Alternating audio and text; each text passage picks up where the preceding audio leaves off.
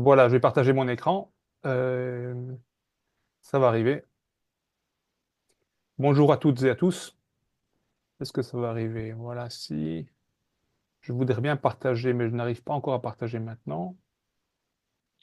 Ça va venir. Partager. Ah voilà, ici, voilà.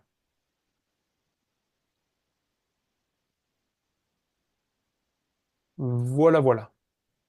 OK. Super, on voit. Donc, c'est pas extrêmement pratique, mais on va se débrouiller. Bien, bonjour à toutes et à tous. Merci de m'accueillir aujourd'hui. En fait, les sujets que je vais traiter, ils sont faciles à traiter en 30 minutes ou en 2 jours. Euh, et 3 heures, c'est juste entre les deux. On peut déjà en dire davantage, beaucoup plus qu'en 30 minutes, mais ça ouvre beaucoup de sujets, beaucoup de portes. Et parfois, donc, on ne peut pas aller aussi loin qu'on le voudrait. Je vais brosser un paysage assez large euh, et vous aurez accès à différentes ressources, dont 3 séries de slides qui sont rédigées en langue anglaise, mais que je présente en français, et aussi d'autres ressources qui ont été partagées au préalable. Donc merci à la AFA de m'accueillir. Je vais peut-être me présenter brièvement avant de débuter en substance, parce qu'effectivement, comme le disait mon collègue Conan, euh, on vient toujours vers une méthode depuis un point particulier, hein. Et moi-même, donc en effet, disciplinairement, je suis politologue, je travaille sur les questions de sciences politiques ou de sociologie politique, donc apparemment, a priori, un peu distant de vos sujets à vous dans la salle virtuelle, mais je me suis intéressé très tôt aux théories des organisations. Certes en travaillant sur des organisations disons non commerciales, hein, qui sont des partis politiques ou des organisations de mouvements sociaux. Donc il y a beaucoup de liens qu'on peut faire entre les deux, bien sûr. Il y a toute une série de lois des organisations qui s'appliquent à différents types d'organisations. Donc les théories des organisations et du management m'ont toujours intéressé aussi. Alors, j'ai été formé sur le plan méthodologique de manière très éclectique à l'UC Louvain, ici en Belgique. Mon mentor, le professeur Frognier, était très ouvert en termes de méthode. Et donc, j'ai à la fois débuté ma carrière comme spécialiste des enquêtes électorales en particulier, donc analyse quanti assez classique, sur échantillon, large échantillon, avec différentes analyses statistiques, oui, assez classiques. Et d'autre part, études de cas, avec des données riches et des multiples données. Dans ma thèse, qui s'est clôturée déjà le siècle dernier, ça ne me rajeunit pas, j'ai travaillé sur l'évolution des partis verts en Europe. Donc, dans un design assez classique de cas multiples, je comparais 14 partis dans l'espace européen sur une vingtaine d'années. Et un peu comme mon collègue Conan, j'étais très embarrassé parce que je me suis retrouvé à un moment donné avec beaucoup de données très riches sur 14 cas. Et je n'avais pas la boîte à outils pour les comparer de manière systématique. J'étais dans cette situation classique de haine intermédiaire.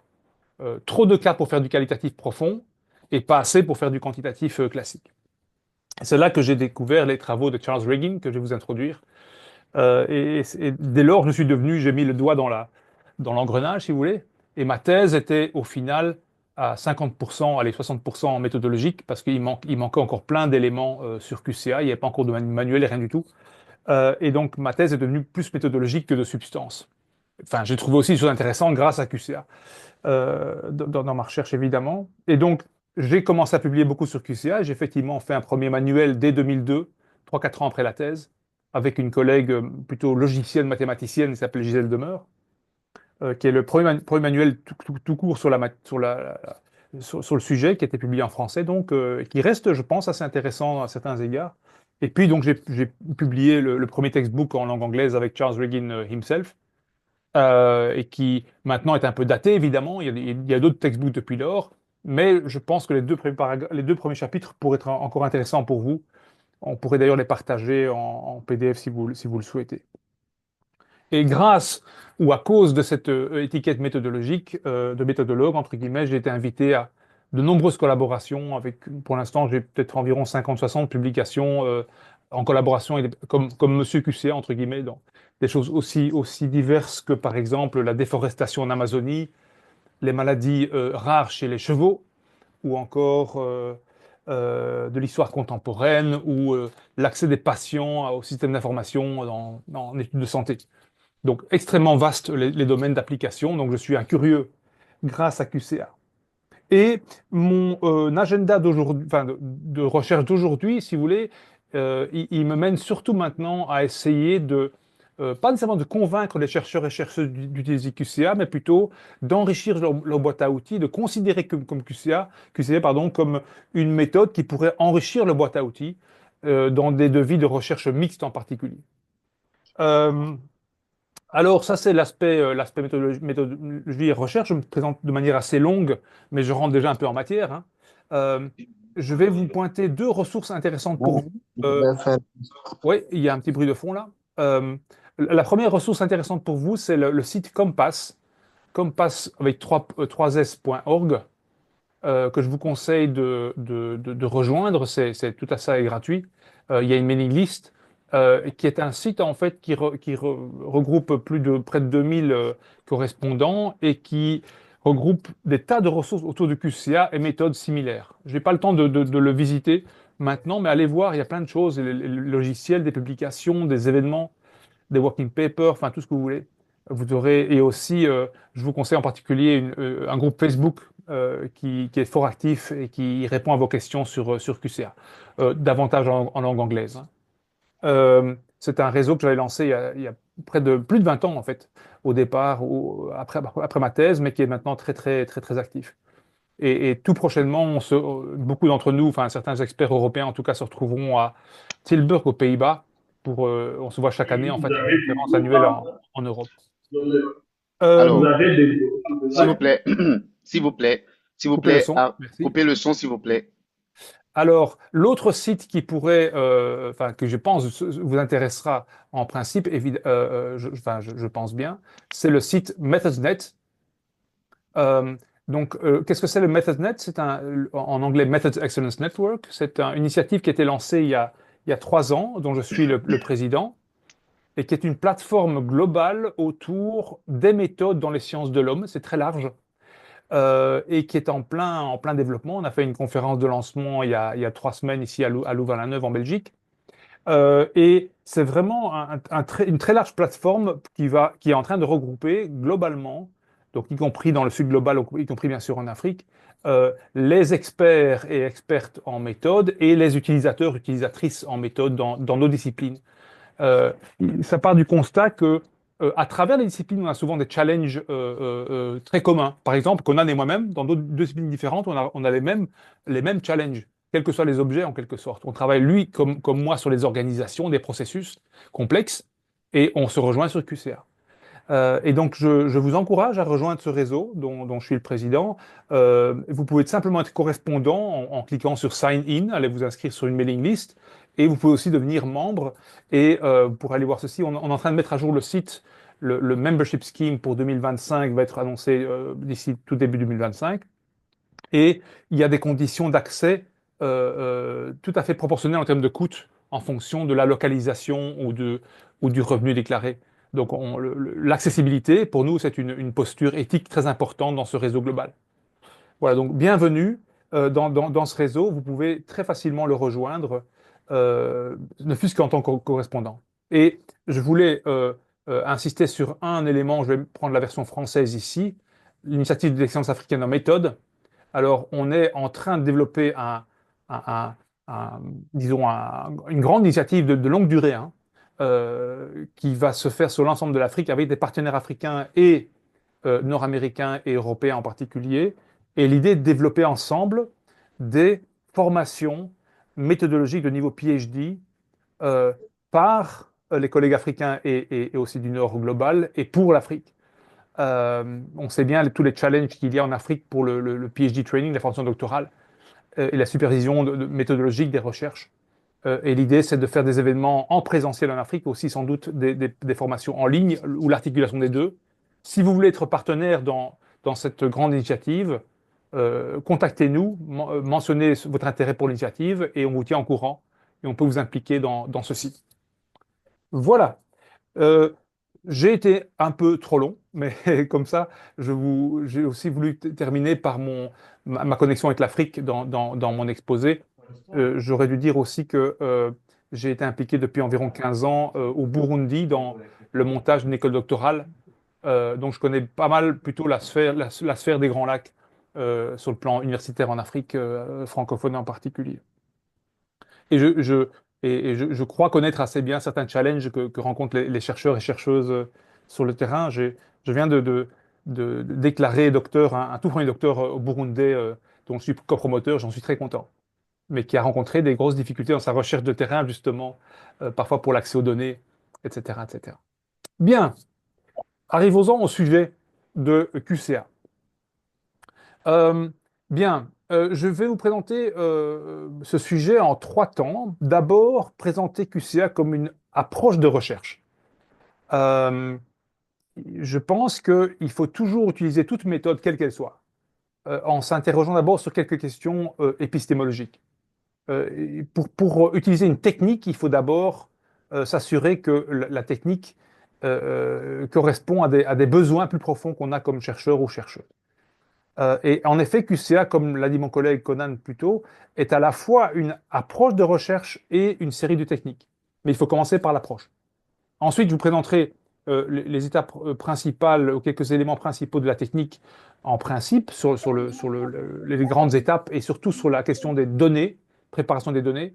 Et enfin, troisièmement, je prendrai un certain temps, assez rapidement, pour vous introduire à un logiciel et via une démonstration sur données réelles, sur base d'une publication en management et comptabilité finance.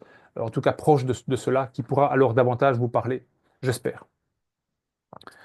All right. Donc, il faut toujours se poser la question suivante, et ceci, ça ne vaut pas seulement pour QCA, c'est que qu'est-ce que c'est QCA et qu'est-ce que ce n'est pas? Benoît, Benoît, s'il te plaît. Oui, Alors, donc, on a commencé, hein. Il y a une question plutôt de logistique. ouais. C'est est-ce que tu peux éventuellement faire du plein écran? Voilà la question qui me pose là. Qui nous est Difficile posée. parce que je vais Oui, utiliser en parallèle une palette graphique pour faire des petits d'accord. schémas à la main. Mais je peux Mm, agrandir si vous le souhaitez. Je mm, peux l'agrandir davantage, mais pas plein écran, plein écran, parce que je vais utiliser également ici voilà, vous voyez, je vais aussi faire des petits schémas à la main. mm. Voilà. Donc, OK. Voilà. Donc, je l'agrandis. J'espère que ça vous arrange déjà davantage. Mm. Euh, Donc, je vais vous présenter quelques éléments de fondement de QCA. Qu'est-ce que c'est comme approche et qu'est-ce que ce n'est pas comme approche? Oui, Et bonjour, docteur. vous introduire je Ah, dirais, d'accord. à Ah, ça va. deux labels. Merci de couper votre son. Oui, Euh, oui, s'il vous plaît, coupez vos micros, s'il vous plaît. C'est Ça a été vraiment embarqué embêtant. après le séminaire de Bourgogne. S'il vous plaît, pouvez-vous fermer votre micro? C'est vraiment embêtant pour le prof. voilà. On Et vous essaie de les introduire. couper, hein. J'essaie de les couper au fur et à Ouais, Oui, mesure, mais oui. merci, merci, merci. Mm, Et vous introduire à deux concepts ou deux labels qui ont été utilisés pour nommer QCA comme approche de recherche. D'une part, ce qu'on appelle les méthodes comparatives ou comparées configurationnelles, CCMs en anglais, ou les méthodes dites ensemblistes, Set Theoretic Methods, STMs.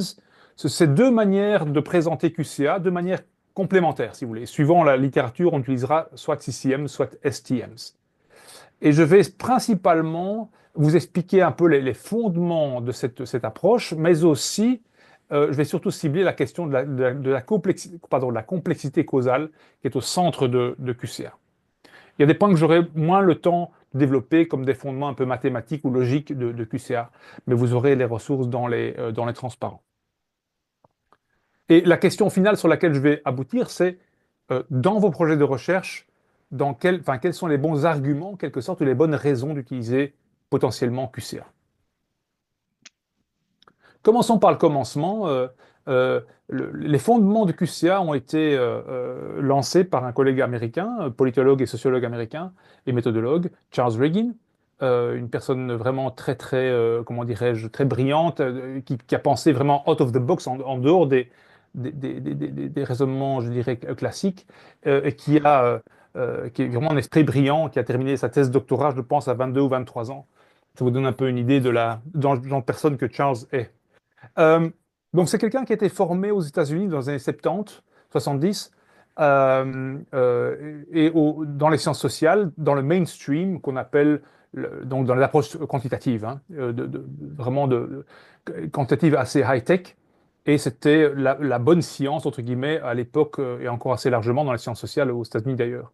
De ce qu'il appelle lui-même ce qu'il a redéfini plutôt comme la recherche centrée sur les variables, où l'idée c'est que on adopte une approche analytique, on va découper des phénomènes complexes, quels qu'ils soient d'ailleurs, sociaux, en variables, avec une logique d'une matrice de données, un dataset en anglais, et on va utiliser des outils mathématiques, statistiques assez avancés, faire une analyse formalisée et traiter des questions causales, en tout cas, essayer de tester des théories causales.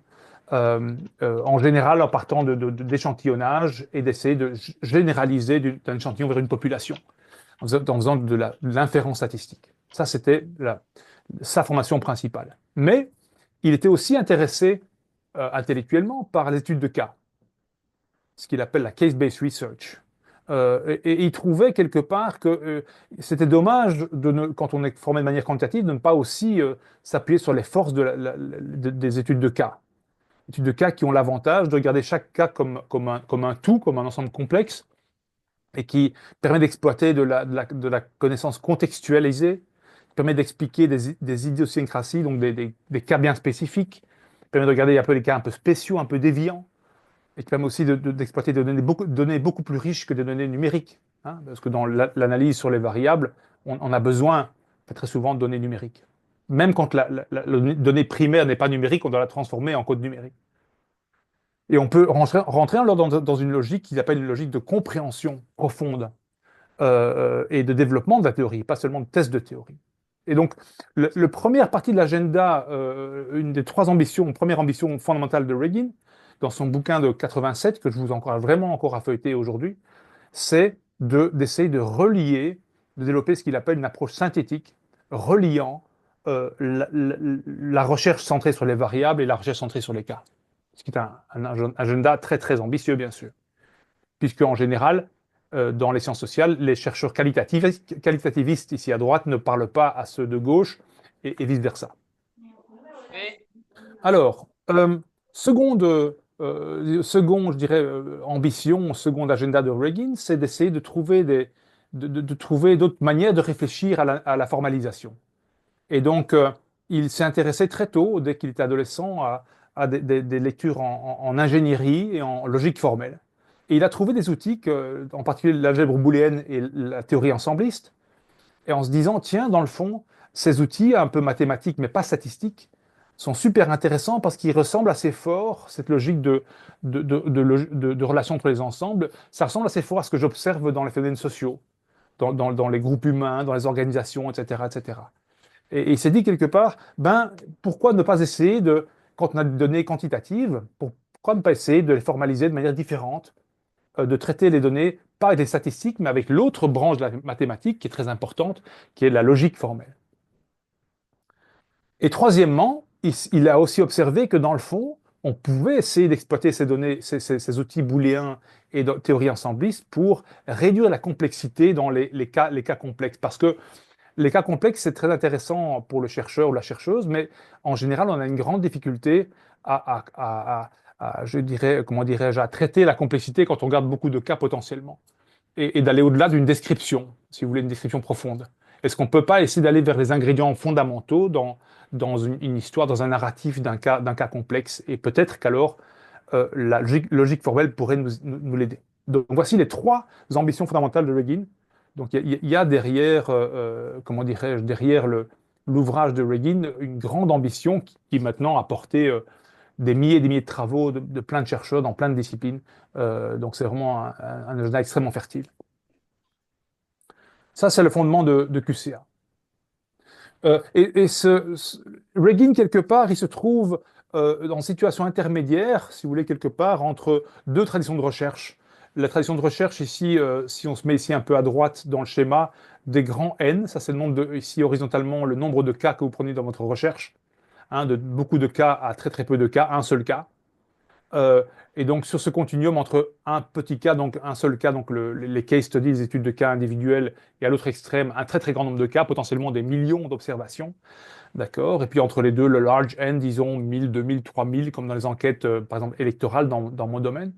Donc très souvent, quand on a un très très grand nombre de cas, ok, on se trouve avec peu de profondeur de connaissances, depth, Donc là, ici, la profondeur est très faible, puis elle est très élevée ici en haut dans ce schéma. Donc quand on fait des études de grand N, on peut arriver à des formules, enfin, des résultats assez puissants, mais qui disent pas grand-chose sur chaque cas singulier, si vous voulez. Euh, Inversement, lorsqu'on fait de cas singulières, qu'on a un seul cas, on peut avoir une grande profondeur dans l'analyse de ce cas singulier, mais on ne peut pas généraliser. Et donc, quelque part, Regin, il suggère d'aller travailler un peu dans cette zone intermédiaire, quelque part entre ce qu'il appelle N intermédiaire, donc 10, 15, 20 cas, jusqu'à 50, 60, une centaine de cas, mais ça peut aussi vers le grand N, mais de se trouver quelque part à mi-chemin et d'avoir aussi de conserver une connaissance relativement fine d'un certain nombre de cas. Donc N intermédiaire et, je dirais, profondeur moyenne de connaissance de chacun des cas qu'on va analyser. Alors, qu'est-ce que c'est que QCA, si je veux résumer, puis on va un peu, je dirais, euh, euh, entrer en matière ou affiner quelques points là-dedans. C'est une méthodologie, donc c'est-à-dire une approche de recherche et aussi des techniques, qui est à la fois ensembliste, sensible au cas et configurationnelle. N'ayez crainte, je vais ouvrir ces différentes boîtes-là. Je vais dire d'abord brièvement quelques éléments clés, puis on va les déballer par la suite. D'abord, chaque cas est conceptualisé comme une configuration. Je vais aussi l'expliquer plus tard. Qu'est-ce que c'est qu'une configuration? Et cette configuration, elle compte. Donc chaque configuration compte dans l'analyse. Très souvent, et je vais prendre faire ici un petit schéma, qu'est-ce qu'on va faire? On va avoir un certain nombre de cas. Euh, Par exemple, attendez, je vais prendre ici un marqueur. Ouais, ici, pof. Voilà. Un cas numéro un. OK. On a un premier cas. On a un cas numéro 2. Oh, c'est lent, c'est un peu lent. Un cas numéro 3. Et oula, c'est pas terrible. J'ai un problème de synchronisation de nos palettes graphiques. Et on a un outcome, donc une- un, un résultat qu'on veut essayer d'expliquer, un outcome. Et cet outcome peut être présent ou absent.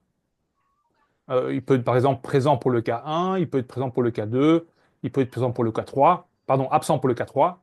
Et alors vous avez différentes conditions, une condition A, une condition B, une condition C, une condition D, par exemple, dans un modèle théorique, avec des valeurs également pour chacun des cas sur les différentes conditions. Par exemple, comme ceci, absence-présence, pour rester sur des choses simples. Eh bien, une configuration, c'est simplement, euh, pour un cas particulier, la différente combinaison de ces différentes conditions qui est observée par rapport à un outcome qui mène à un outcome qui est également observé empiriquement. Voilà, tout simplement. Ça, c'est une configuration. Il faudrait que je change un peu techniquement ma palette graphique, c'est un peu compliqué de travailler ainsi. Peu importe. Euh, et donc, l'idée ici aussi, c'est que QCA, comme approche de recherche, vous permet de combiner les études de cas, multiples en général, avec également une matrice de données, si on veut, donc des dataset observations. On va réduire ces cas dans une matrice, un peu comme celle que je viens de dessiner. Euh, et cette matrice, par contre, ne sera pas analysée avec des outils statistiques classiques, elle va être analysée avec des outils ensemblistes et d'algèbre booléenne qui permettront mieux de prendre en cause ce qu'on appelle la causalité complexe. Je vais en parler juste après. Et qu'est-ce qu'on va essayer de faire? C'est d'identifier de manière très systématique euh, des combinaisons, j'insiste sur l'aspect combinaison, des combinaisons de conditions nécessaires et ou suffisantes qui vont mener vers un outcome d'intérêt, un résultat d'intérêt. Et on va pour cela avoir une approche dite ensembliste où on va euh, conceptualiser les phénomènes sociaux, quels qu'ils soient, les entreprises par exemple, comme faisant partie, étant donc des cas qui font partie d'ensemble définis par la littérature. On va en parler par la suite également. OK. Donc QC est une méthode qui a été utilisée de manière croissante à partir de... Alors, Oui, je pense qu'il y a quelqu'un qui a ouvert son micro et donc ça ouais. fait écho. Alright. Euh, Ouais. Donc, Non. QCA a commencé à être utilisé à partir du milieu des années 80, 80-85, mais de manière très très minoritaire jusqu'à, je dirais, 2005-2010.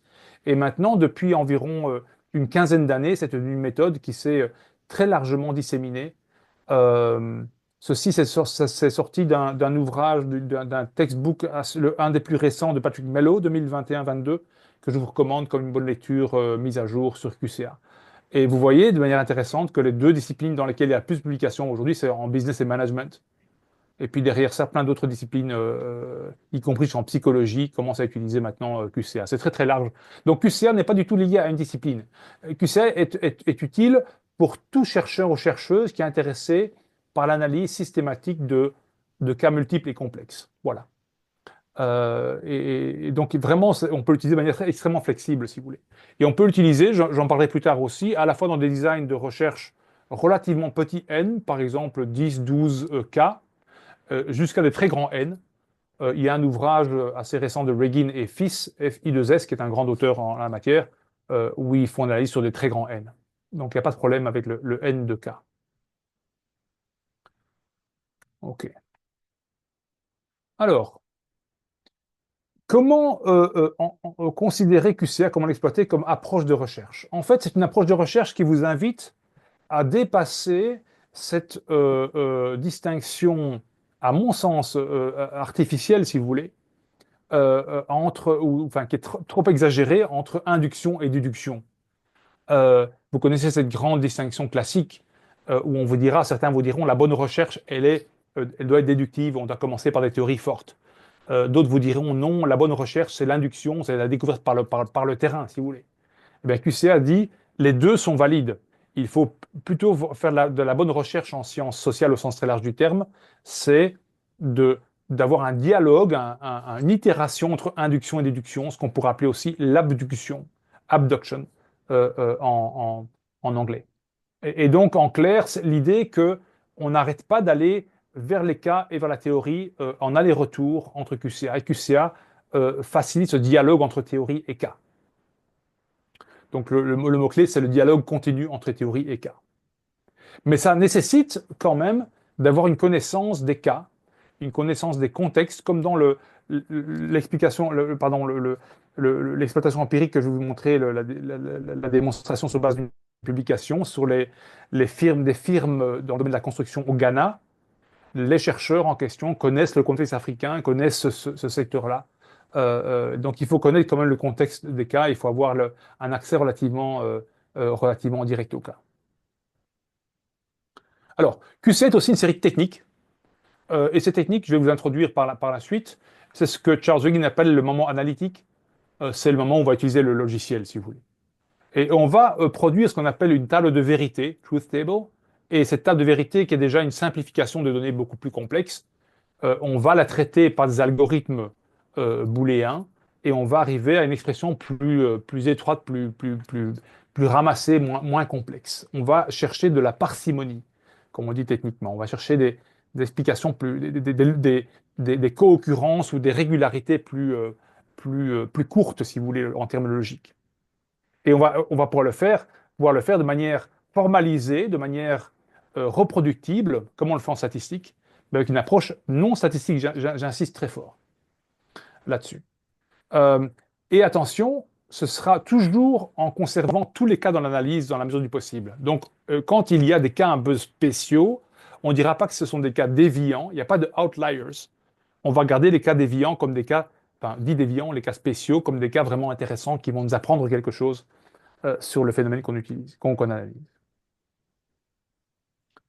Donc, l'important pour faire une bonne QCA, c'est de toujours avoir cette approche centrée sur les cas, même si on travaille sur 50, 100 ou 200 cas.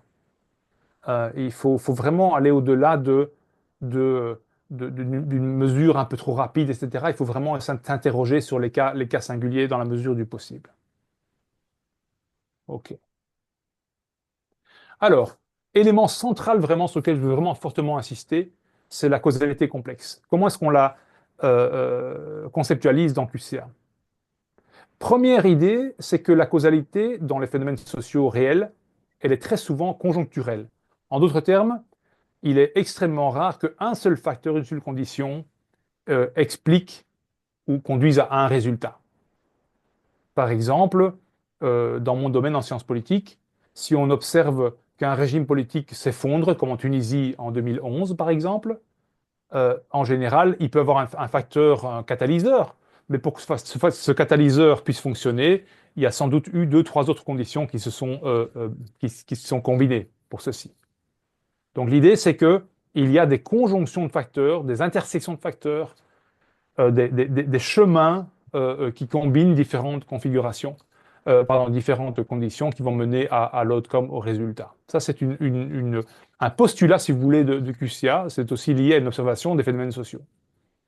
Euh, une autre métaphore qu'on pourrait utiliser, c'est l'idée aussi un peu des différents chemins qui peuvent mener vers un même résultat, différentes combinaisons.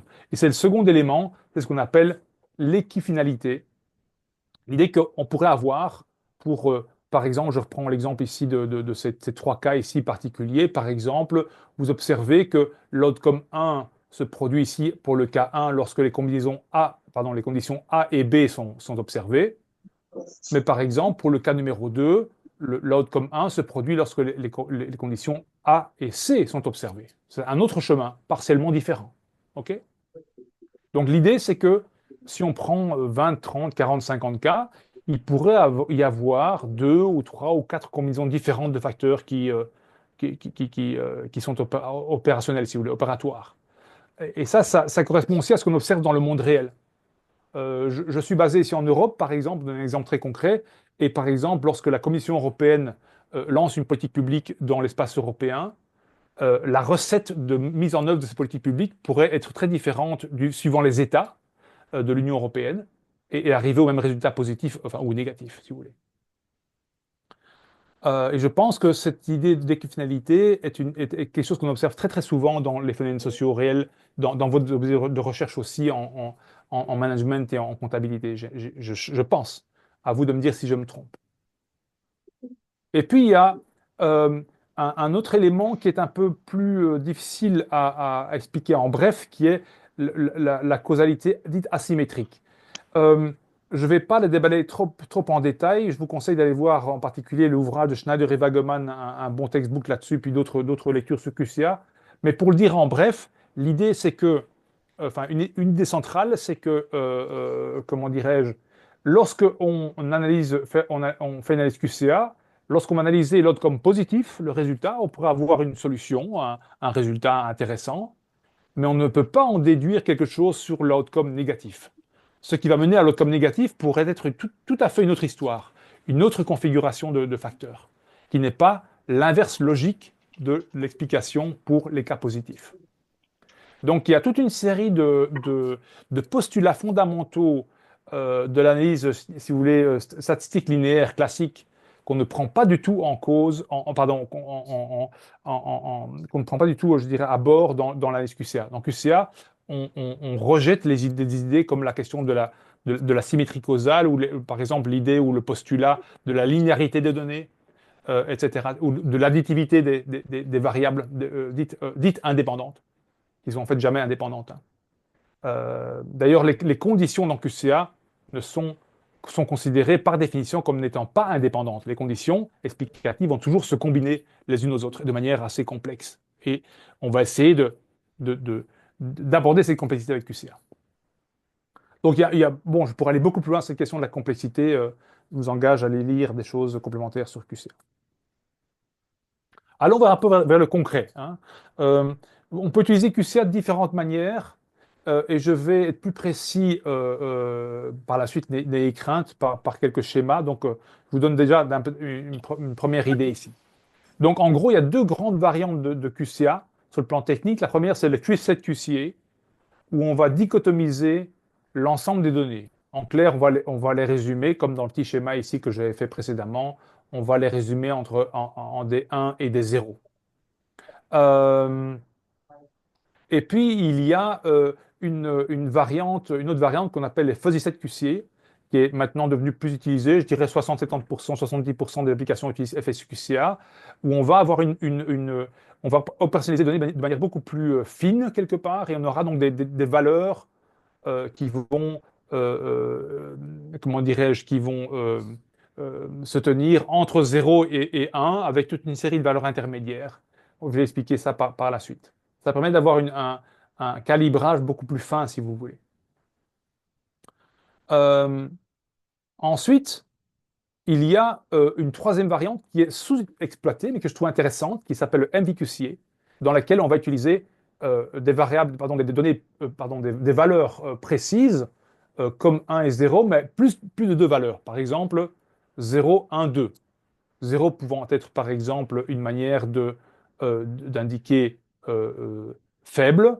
1, ce serait valeur moyenne, et 2, valeur élevée, par exemple. En sociologie, par exemple, on pourrait, en sociologie des mobilités sociales, on pourrait dire classe populaire, classe ouvrière, classe intermédiaire, classe moyenne, classe supérieure, par exemple, ou que sais-je encore, dans des groupes ethniques qui seraient différents dans un pays donné, 3-4 groupes ethniques, 3-4 valeurs différentes, qualitativement différentes. Et puis alors, il y a toute une série d'autres variantes du QCA qui sont pas qui sont plutôt des enrichissements. Et là, c'est un grand sujet que j'ai pas le temps de traiter.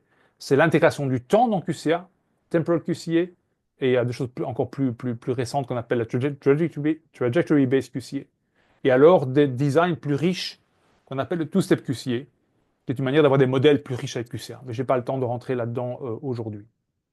Je dois mentionner aussi une autre méthodologie voisine du QCA qui s'appelle la CNA, Coincidence Analysis, qui est un peu une concurrente de QCA, mais qui est partiellement, parce qu'il y a partiellement les mêmes fondements, mais qui se base sur des postulats de causalité qui sont un peu différents de ceux de QCA. Mais vous pouvez aller voir, bien sûr, à chacun de faire son shopping là-dedans, il y a plein de possibilités. Je vais faire une petite pause technique de 1 minute parce que je dois pouvoir changer ma palette graphique et changer de caméra, parce que sinon ça ne va pas aller pour la suite de l'exposé. Parfait. Ben, pendant ce temps-là, je vais passer quelques petites infos pendant que Benoît fait règle ses problèmes techniques. Alors, regardez dans le chat.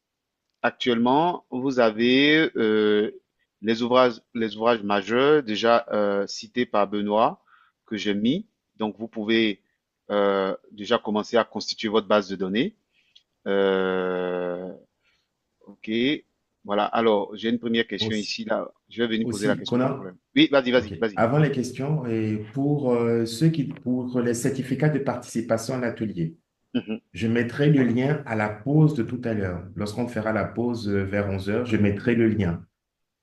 Bien évidemment, j'enverrai aucun certificat à ceux qui ne répondront pas au lien. Donc, attendez bien, il faut avoir participé au moins la moitié de la session pour prétendre avoir un certificat de participation.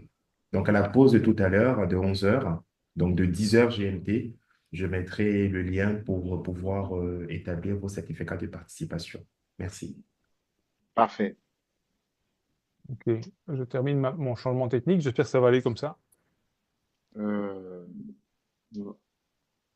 tu nous dis quand tu démarres le test.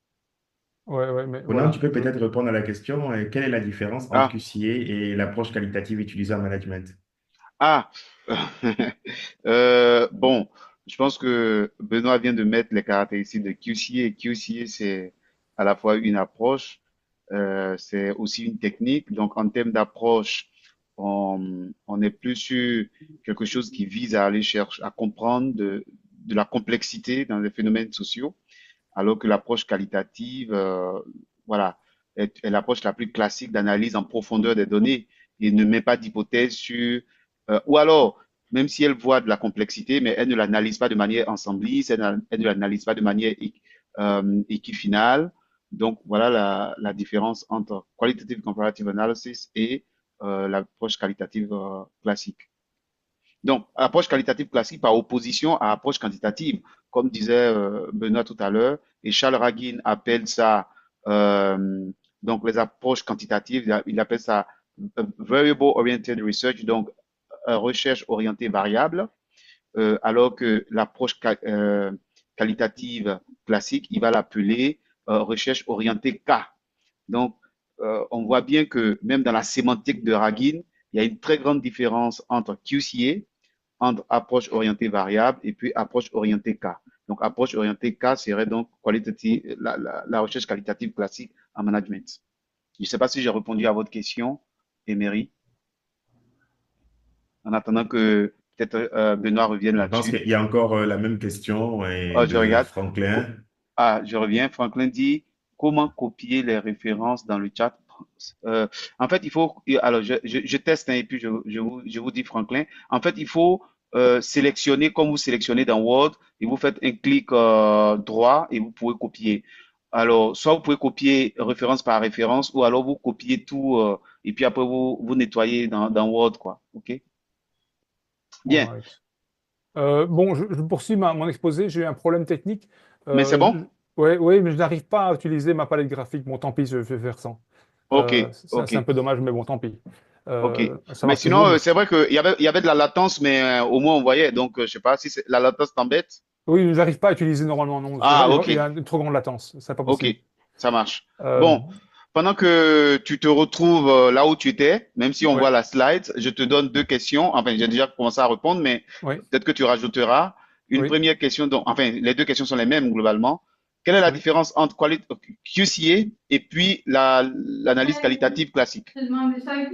Donc en fait, QCA est une approche de recherche qui, comment dirais-je, se place, enfin, reprend certains éléments de l'analyse qualitative classique, c'est-à-dire l'étude de cas classique. Des choses comme par exemple la connaissance profonde des phénomènes, l'exploitation de différents types de données, par exemple entretien, archives, observation de terrain, etc., le côté données multiples, ou encore l'ambition d'avoir une certaine forme de compréhension des phénomènes plus profondes.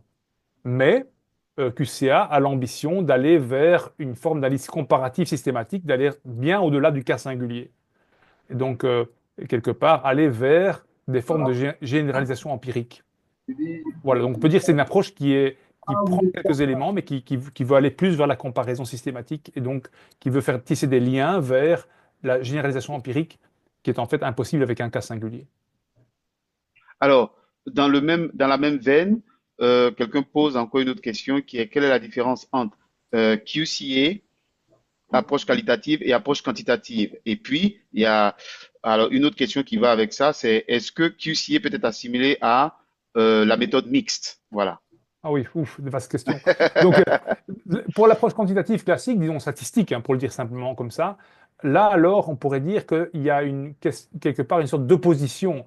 C'est une manière alternative de regarder les données quantitatives, si vous voulez. Et c'est une manière d'analyser de manière formalisée des données quantitatives, mais avec une autre approche qui n'est pas une approche linéaire, qui n'est pas une approche additive, qui n'est pas une approche statistique, mais une approche logique. Et là-dessus, je ne peux pas en dire beaucoup plus parce que ça me mènerait un peu trop loin. Euh, mais ça nous permet de modéliser, si vous voulez, des formes de complexité et de non-linéarité qu'on ne pourra pas faire avec la statistique classique. Euh, Oui. donc c'est un second regard, c'est un regard différent de données numériques, si vous voulez. Alors, troisième Ben question, non.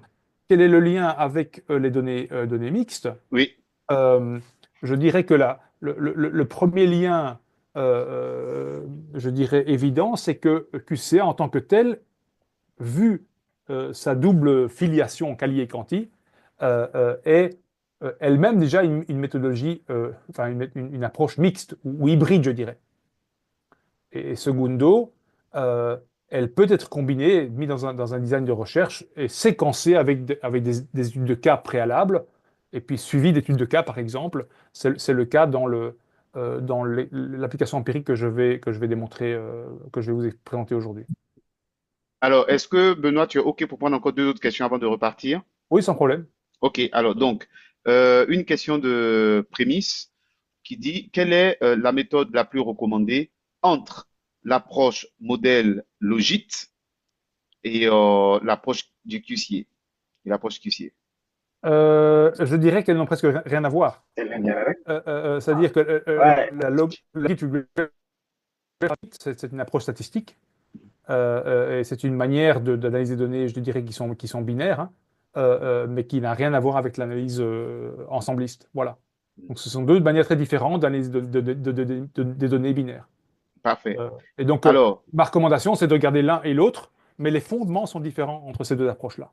Idem, par exemple, vous allez voir que dans QCA, on va faire des sortes de mise en grappe, des formes de clustering, si vous voulez, logiques. mais ça n'a rien à voir avec la cluster analysis statistique classique.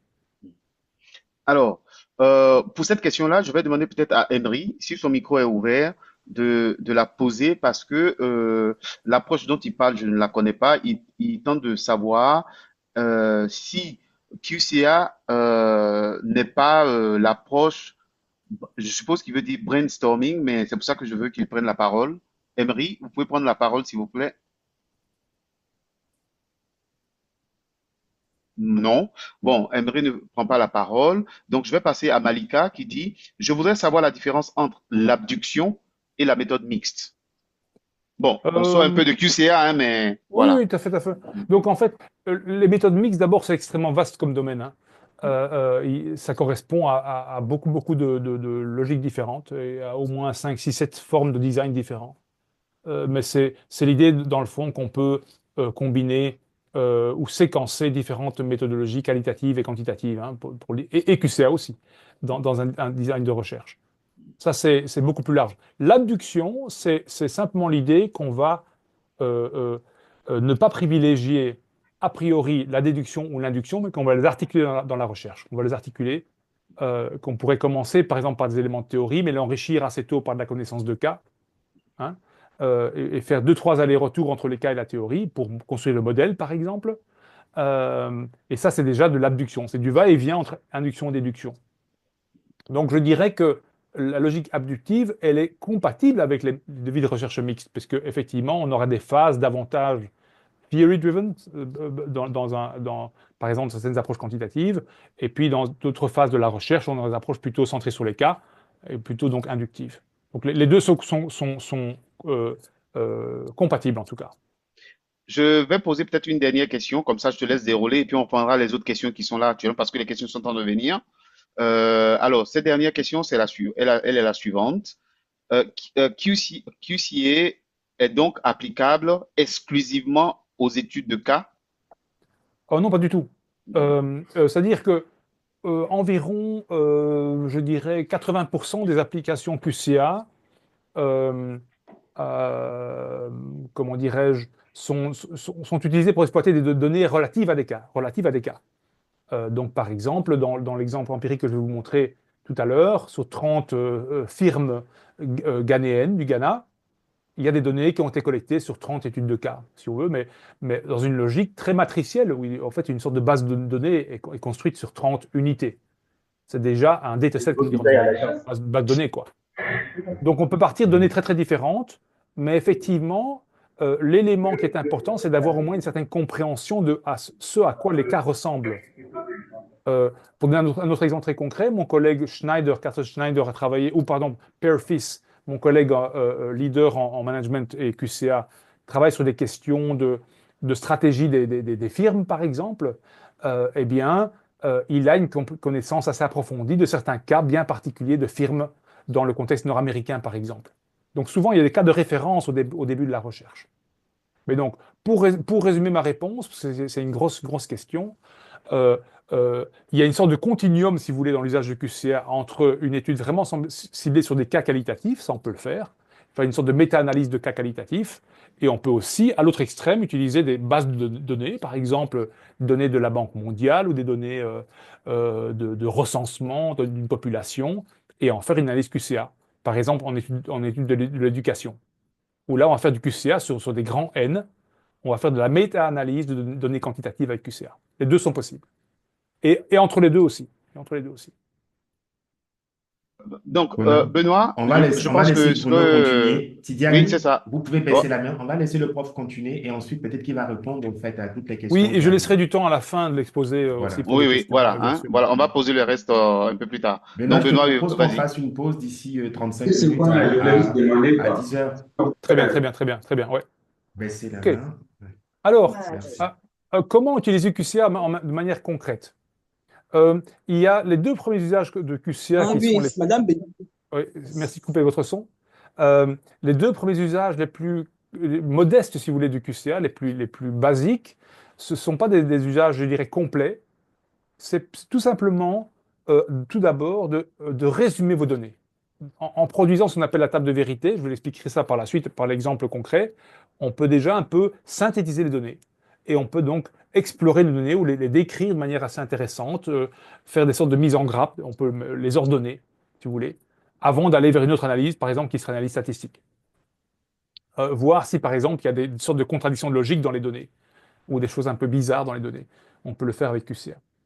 Et donc, on peut très très facilement utiliser QCA pour des formes aussi de, je dirais, de classification. Et on peut aller un peu plus loin et utiliser QCA pour créer des typologies. Donc, c'est entre autres les travaux de Qvist que je vous recommande en la matière. Mais je dirais les usages les plus fréquents de QCA que je vous recommande davantage sont des usages plus complets dans lesquels Euh, euh, Benoît, oui, s'il te plaît, parce qu'il y a du fond qui est très dérangeant. S'il vous plaît, est-ce que vous pouvez couper vos micros pendant que le prof parle? S'il vous plaît. Écoutez, s'il vous plaît, les personnes qui coupent pas les micros, s'il vous plaît, je vais vous sortir, en fait, à un moment donné, je peux vous sortir. Je vous sors, en fait, carrément, en fait, bon, merci. Bon, Redmi, je vais, merci. oui, j'entends Donc, un je bruit de la fond sors, en là-dessus. Oui, fait. oui, oui, oui. Voilà. Je la Merci. sors, en fait, Super. du séminaire. OK, Merci. OK. Benoît, tu peux Dés- continuer. Désolé, Ouais, Benoît, ouais, vas-y. pas de souci. Donc, les trois usages suivants, 3, 4, 5 sur le slide, c'est les usages, je dirais, si vous voulez, plus complets du QCA, plus classiques, si vous voulez, dans lesquels on va évaluer tout d'abord, de manière plus classique, des hypothèses, je dirais, extraites de théorie. Et chacune des hypothèses va relier une condition, potentiellement, une condition causale, et l'autre comme le résultat. Ça, c'est, je dirais, l'usage le plus classique. Remarquez que j'utilise le terme évaluation et pas test. Je pense que dans les sciences sociales, on ne peut pas vraiment, c'est une grande question qui dépasse ce cours, cette séance, mais on peut vraiment tester des hypothèses, comme on peut le faire par exemple en physique fondamentale par exemple. Je dirais évaluation. Mais je pense que ce que je dis ici, ça vaut aussi pour les statistiques, entre parenthèses. Euh, Secundo, ce qu'on peut faire aussi, et ça c'est là qu'on peut devenir aussi plus abductif en quelque sorte, c'est qu'on peut aussi formuler des propositions et des conjectures, c'est-à-dire des suggestions de certains facteurs causaux, de certaines conditions qui pourraient jouer un rôle pour expliquer un résultat, mais qui ne sont pas, qui ne sont pas extraits de la théorie, mais qui naissent de votre observation de cas sur le terrain. Par exemple, il y a un collègue, Guillaume Chanson, donc un collègue français qui, dans les années 2000, avait travaillé en gestion à QCA et qui va observer, il avait fait une sorte d'analyse ethnographique du fonctionnement des comités de direction de certaines firmes françaises. Et il a dit, tiens, dans la théorie, en observant ces conseils de direction, j'observe qu'il y a certains éléments humains qui jouent un rôle là important, qui ne sont pas dans la théorie. Eh bien, je vais construire une condition ou deux conditions sur ce facteur humain-là et je vais le rajouter dans le modèle. Donc on peut faire en fait des modèles mixtes dans QCA. On peut faire des modèles dans lesquels il y a des conditions qui sont liées à des hypothèses de la théorie, d'autres conditions qui sont liées à des propositions, disons, issues du terrain, si vous voulez, de l'induction. On peut utiliser, on peut utiliser QCA pour développer de nouvelles théories, de nouveaux segments de théorie, ou raffiner des théories existantes. Par exemple, dans ma thèse doctorat, j'avais deux théories très différentes, une théorie plutôt sociologique et puis une théorie plutôt de management, mais qui était disjointe.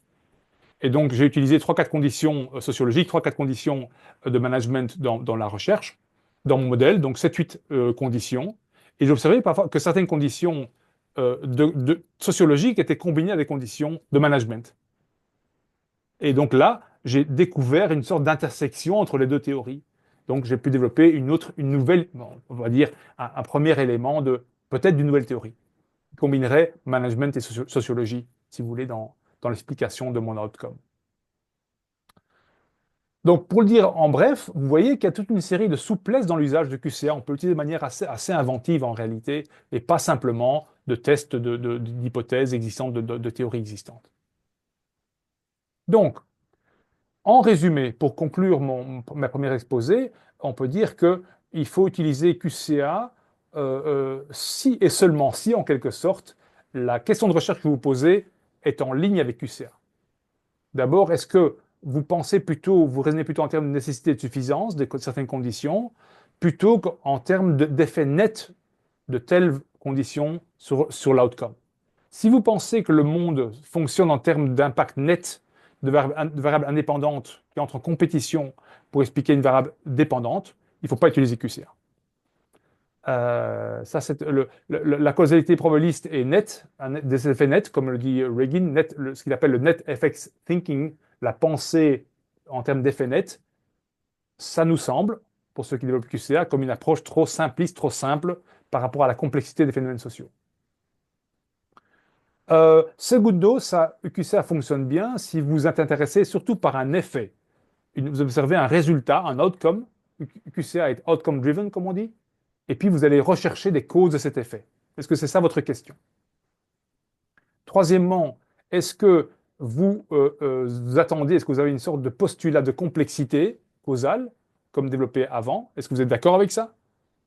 Et est-ce que vous voulez à la fois rechercher des régularités à travers un certain nombre de cas, mais en même temps, est-ce que vous êtes intéressé par essayer d'expliquer des cas singuliers ou des cas un peu bien spécifiques?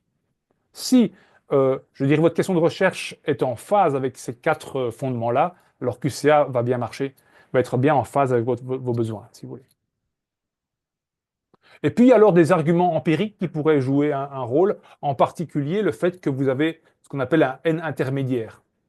Donc, par exemple, un peu plus de 10 cas, entre 10 cas et 20-30 cas. Alors, il y a toute une série de règles sur le nombre de cas et le nombre de conditions qu'on peut utiliser.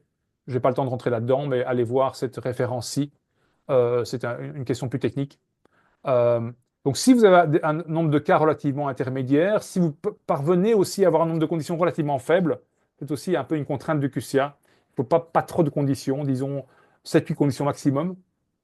Et puis, si vous avez aussi une certaine connaissance des cas, alors c'est une bonne idée d'utiliser QCA. Mais attention, l'argument du N intermédiaire n'est pas l'argument majeur. Ce n'est pas l'argument premier. Comme le suggère Schneider et Wagnerman dans leur manuel sur QCA, l'argument empirique doit être subordonné à l'argument théorique, si vous voulez, et à la nature de la question de recherche. Voilà.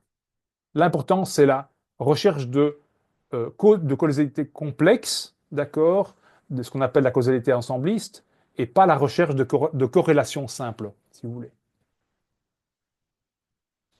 Voilà. Donc posez-vous la question, est-ce que mes hypothèses peuvent être formulées potentiellement en termes de nécessité de suffisance? On va y revenir par la suite, je vais vous donner des exemples très concrets. Est-ce que vous attendez de la causalité complexe?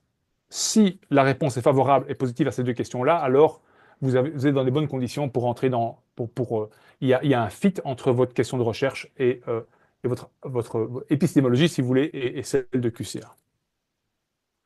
Ça, je vais pas, j'ai pas le temps de développer ceci. Vous aurez toute une série d'éléments d'éléments techniques que j'ai pas le temps de développer. Euh, je vous conseille d'aller voir les chapitres 1 et 2 du textbook de 2009 que j'ai fait avec Regin. On va peut-être les partager par la suite d'ailleurs. Je pourrais t'envoyer, Conan, la version Ok, PDF. ça marche. Donc Ça- actuellement, il y a beaucoup de lectures autour de ces sujets-là, mais je vous recommande d'aller voir un ou deux éléments de manuel de textbook. Je pourrais aussi partager un review article, donc un article dans une encyclopédie que j'ai publié récemment pour avoir une vue un peu générale que j'ai publié en 2018. Mhm. Et alors aussi, voilà. Mais il y a beaucoup de travaux, ça dépend de ce qui vous intéresse. Si vous êtes formé plutôt en méthode quantitative, je vous recommande d'aller voir les travaux en particulier de Greg Hammer et de Fils. Donc deux auteurs américains qui sont un peu les leaders sur QCA et les grands N aux États-Unis. Là, vous pourrez voir des liens assez clairs sur comment utiliser QCA sur des grands N. Euh, voilà. Peut-être que Ah, si on pourrait faire un second petit tour de questions avant d'arriver à des choses plus pratiques. ça marche. Bon, il faut savoir que Benoît, il nous reste 2 minutes pour aller en pause, tel que c'est Ouais. prévu dans le programme. Donc, est-ce que tu veux utiliser la pause pour répondre? Est-ce que tu veux déborder la pause? On fait une pause Voilà. de combien de temps? Serge, on est parti pour combien de temps pour la pause? Je pense qu'on a prévu 15 minutes. Attends, je regarde, non? Serge, dis-moi. Je regarde. Oui, on a prévu 15 minutes de pause. Ok, ben, faisons 15 minutes de pause maintenant. Oui. Et alors, peut-être que tu pourrais compiler, Mhm. quand on reprend, compiler Oui. peut-être pas toutes les questions, mais trois, quatre questions Oui. principales pour Oui. relancer, pour un peu pour la Mais je transition, quoi. pense que Benoît, tu as déjà quasiment répondu. En fait, au fur et à mesure que tu avances, il y a des questions pour moi et tu as déjà les réponses en fait. Ah oui, ok, Oui, donc je vais examiner alors. Bon, on prend la pause. Pendant Voilà. ce temps, j'examine les questions et Donc, on puis je reprend vais à quelle faire comme heure? ça. On reprend à quelle heure? Et là, il est GMT, il est 9h33. Oui. Donc, Ça fait quoi là? on 40, me reprend. non, 45, ça fera 10. À 50? Oui, c'est ça, oui. On Sur le reprend à programme à 50. 50. Et Oui, Oui. entre-temps, je oui. prépare aussi des PDF, des slides que vous aurez tous après Ok. ceci. Ouais. Super, Donc, on super. Ben, reprend moi, je regarde les questions. tout le monde on reprend 9h50 GMT et du coup, ça sera jusqu'à 11h30 jusqu'à Super. la fin. Ça marche. Merci. Merci Ouais. beaucoup, Serge. Je t'en prie. Donc là, je vais suspendre. Benoît, tu peux y aller, hein? Parfait. Je vais repartager mon écran. D'accord. Euh, l'écran dans son ensemble, comme ça, comme ceci. Parfait. Donc, avant d'arriver à des choses plus pratiques, je voulais revenir un instant sur la question de nécessité et suffisance. Retenez l'idée principale, un peu simple, c'est que si vous avez un modèle assez simple avec 4 ou 5 conditions, et puis un outcome d'intérêt, un résultat que vous l'expliquez, considérez que chacune des conditions est conceptualisée comme une condition potentiellement nécessaire et pas suffisante pour produire l'outcome. Donc l'idée, c'est que une condition A, par exemple, va pouvoir contribuer à l'outcome, mais pas toute seule. Sa seule occurrence ne suffira pas pour produire l'outcome. On s'attend à ce que la condition A soit combinée avec, par exemple, la condition B ou la condition C ou la condition D, que ces deux ou trois conditions se combinent ensemble, et ensemble, cette combinaison A et B et C, par exemple, est à la fois nécessaire et suffisante pour produire Benoît, l'outcome Benoît, pour un certain Ben- nombre de cas. Benoît, est-ce que tu entends utiliser ton pad? Non? Non, je peux toujours pas. Ah, ok. Non, non, non, c'est bon. Ok, parfait. Il y C'est a une pour sorte juste pour me rassurer. il y a une sorte de délai bizarre. Je sais pas Ok, pourquoi. ça marche. Euh, mais pour l'aspect logiciel, ça va le faire. Ok. Bien. Et maintenant, je voulais aller sur des choses plus pratiques, sur une série d'étapes, si vous voulez, en amont de QCA, ou des étapes nécessaires qui sont très importantes, qui est la préparation, enfin la collecte et la préparation de données pour QCA, autour d'une opération assez sensible dans QCA, qui est ce qu'on appelle le calibrage, en anglais calibration. Comment transformer des données pour qu'elles soient QCA compatibles, si vous voulez. Donc, pour utiliser un peu un slogan, je dirais que réellement, vous pouvez partir de n'importe quelle donnée et les utiliser dans QCA. La question, c'est comment les transformer pour qu'elles puissent être exploitables. Euh, donc, on peut utiliser bien sûr des données numériques, qu'elles soient secondaires, c'est-à-dire déjà collectées par d'autres ou collectées par vous-même. Ce n'est pas un problème, quel que soit le niveau de données. Il faudra alors les transformer en crisp set ou en fuzzy set. Ça, j'ai expliqué comment le faire. Ce n'est pas une difficulté. Il faut juste se rappeler, je vais expliquer, qu'on doit passer d'une logique linéaire à une logique ensembliste, qui n'est pas la même chose, mais vous verrez l'exemple par la suite. On peut bien sûr partir aussi de toutes données non numériques, de n'importe quelle source qualitative, par exemple du texte, des façons de terrain, des archives, des retranscriptions d'entretien, ce que vous voulez, des images, etc. Et on peut alors aussi les traduire en données aussi numériques, des codages numériques sans trop de difficultés. Ça, c'est pas du tout un problème. La question qui est posée, c'est est-ce que c'est mieux d'utiliser QCA avec des données primaires et ou secondaires? Je dirais que du point de vue de la recherche orientée sur les cas, c'est toujours bien d'avoir un peu de données primaires, données que vous collectez vous-même. Mais ça, c'est une bonne pratique dans toute recherche comparative qui n'est pas spécifique à QCA. OK. Alors maintenant, ciblons sur la question de ce qu'on appelle le calibrage et le placement des seuils, le threshold setting en anglais. Euh, alors, je vais utiliser un exemple de sciences politiques, mais j'espère qu'il vous parlera. C'est un exemple assez basique. Hein. L'idée, c'est on prend des phénomènes sociaux, quels soient les objets, d'accord, n'importe quel objet, et on va essayer de les placer dans des ensembles, des sets en anglais. Par exemple, prenons le cas un pays, la Suisse. La Suisse est membre d'un ensemble. Cet ensemble, peut appeler l'ensemble des pays, des démocraties libérales ou des pays démocratiques. D'accord?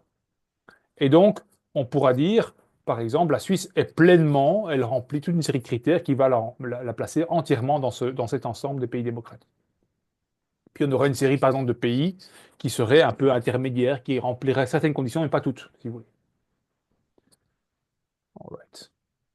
Et donc l'idée, c'est qu'on va devoir placer chaque cas dans une série d'ensembles pour chaque condition et pour l'outcome, pour le résultat, par la procédure qu'on appelle de calibrage, de calibration, calibration en anglais. C'est-à-dire qu'on va devoir placer ce qu'on appelle des encres, oui, c'est des points de repère, si vous voulez, qualitatifs, qui vont distinguer des valeurs de set membership, donc de membership en termes ensemblistes de chacun des cas, sur chaque propriété dans le tableau de données, si vous voulez. Donc, le plus simple, évidemment, c'est, comme je l'ai expliqué plus tôt, c'est le CRISP-set dichotomique, c'est-à-dire qu'on place seulement une division dans les données qui va distinguer la valeur 1, in, entièrement dans le set, dans l'ensemble, et la valeur 0, entièrement hors du set. Par exemple, on pourrait dire une spin-off est créée dans un environnement donné, et après un an, elle survit, oui, ou non, elle meurt. Donc 1 ou 0. Ou encore, par exemple, je ne sais pas si tu penses à un autre exemple dans tes données, Conan, mais Oui. ouais, Dans les données que tu veux présenter là ou dans autre chose? dans le domaine de la comptabilité, par exemple. Ah oui, dans le domaine de la comptabilité, on pourrait imaginer par exemple une performance financière qui serait à un certain niveau ou Conan, alors... ton micro, tu peux parler Ah, plus près? pardon, là c'est bon, vous m'entendez? Merci. Ouais, Oui, ouais. oui. Voilà. Merci. Voilà, donc on pourrait dire par exemple quelles sont les entreprises qui ont une meilleure performance par exemple de divulgation non financière par exemple. Voilà, Voilà, voilà. voilà, Présence-absence dans ce voilà, cas-là. voilà. Présence-absence. Mais aussi dans une performance qui pourrait être mesurée de manière qualitative, on pourrait dire performance très élevée, oui, non. Hein. Très élevée versus pas très élevée. Donc toute donnée quantitative, pour quelque part, même linéaire, peut être aussi dichotomisée s'il y a un encre qui est... Ou par exemple, imaginons, lors de la crise Covid-19, certains pays accèdent, d'après une série de critères, à un seuil de une pandémie, d'autres pas, par exemple.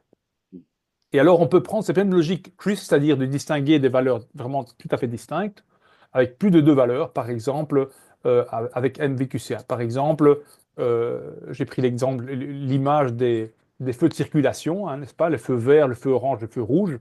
On peut appliquer cette logique-là à différents. Par exemple, dans un projet, dans la gestion de projet en management, par exemple, un risque qui est hautement probable, moyennement probable, peu probable. Trois valeurs distinctes, par exemple. Personnellement, je dois vous dire que dans ma pratique de chercheur, j'apprécie assez bien la logique des CUSP 7 parce qu'elle vous force à faire des choix relativement un peu radicaux, mais ça vous donne un grand pouvoir dans l'analyse par la suite. Maintenant, on peut toujours bien sûr critiquer les CUSP 7 hein, à différents égards. Alors, pour les fuzzy sets, alors qui est la version, je dirais, développée par la suite par Regin, ce qu'on peut faire, c'est qu'on peut avoir une approche un peu plus continue, si vous voulez, avec plus de valeur en tout cas. Mais il faut placer au moins trois encres, trois points de coupure, et donc c'est parfois un peu délicat. Je vous explique. Alors, tout d'abord, on doit définir de manière théorique, j'insiste, de manière théorique, quel serait un cas quels seraient les critères qui permettraient de placer un cas pleinement à l'intérieur de l'ensemble. Je reprends l'exemple d'un pays, par exemple, et d'un pays qui serait riche. Qu'est-ce qui serait un pays riche sur le plan théorique, hein, je dis bien, d'un type idéal? Ce serait un pays dans lequel, par exemple, chacun des citoyens serait millionnaire en dollars. Ce serait un pays qui serait entièrement riche, si vous voulez. Ça n'existe pas dans la réalité. Bah, ben peut-être que si vous prenez, je ne sais pas moi, les citoyens du Qatar, dans ce pays-là, peut-être qu'il y a une proportion très élevée de gens qui sont millionnaires en dollars. Et donc, ce pays serait peut-être bien à 0,95, 0,95, 0,87, 97% à l'intérieur de l'ensemble. Puis, on définit à l'inverse un second ensemble qui serait, enfin, cette membership, qui serait l'exact inverse. Quel serait un pays qui serait entièrement en dehors de l'ensemble des pays riches? Ce serait un pays dans lequel chacun des citoyens et citoyennes serait en dessous du seuil de pauvreté. Ça n'existe pas non plus. Mais si on prend par exemple, la Somalie aujourd'hui. La Somalie est une situation où plus de 80% de la population est en dessous d'un seuil de pauvreté ou sous assistance alimentaire. OK. Donc là, on a un pays qui serait peut-être à 0,5, pardon, ou à 5%, à 0,05 dans l'ensemble des pays riches. Et puis, on doit aussi définir ce qu'on appelle le point d'indifférence, le crossover point, qui est juste ni plus ni moins dans l'ensemble des pays riches. Une sorte de médiane, si vous voulez. Pas très facile à placer. Mais souvent, parfois, la théorie peut nous aider à le faire. Et puis, à ce moment-là, on pourra établir une série de valeurs intermédiaires de membership, de set membership entre 1 et 0,5, entre 0,5 et 0. On va placer des points intermédiaires, en fait, des points de coupure intermédiaires. L'important, c'est de noter qu'il y a un basculement entre 0,5, au-dessus et en dessous de 0,5. C'est vraiment des différences en termes en nature. Et alors, on peut, entre ces deux basculements, entre ce basculement central, on peut aussi établir des différences en termes de degrés de valeur intermédiaire. Donc, le calibrage, ce n'est pas de la mesure simple, c'est des choix que vous faites en tant que chercheur ou chercheuse, basés sur votre connaissance théorique et votre connaissance des cas et des contextes. Et vous devez définir et dire pourquoi vous placez telle valeur sur telle série de cas. C'est un exercice qui est difficile en réalité. Je prends un exemple très concret ici, par exemple, encore une fois en sciences politiques, vous avez ce qu'on appelle le Freedom House Index, hein, c'est un truc assez bien connu en Sciences Po, qui classifie les pays sur un continuum entre démocratie très développée jusqu'à système autocratique. Et donc, il y a une mesure entre 1 et qui seraient les pays les plus démocratiques et 7 qui sont les pays les moins démocratiques, si vous voulez. C'est assez établi dans ce domaine-là. Eh bien, vous pouvez donner la valeur 1 si, par exemple, à tous les pays qui ont un score de 2,5 et plus, et la valeur 0, c'est-à-dire non démocratique, à tous ceux qui sont 3 et en dessous. Ça, c'est plus de 7. Mais vous pourriez aussi placer le seuil entre le 1 et le 0, n'est-ce pas? Un peu plus bas.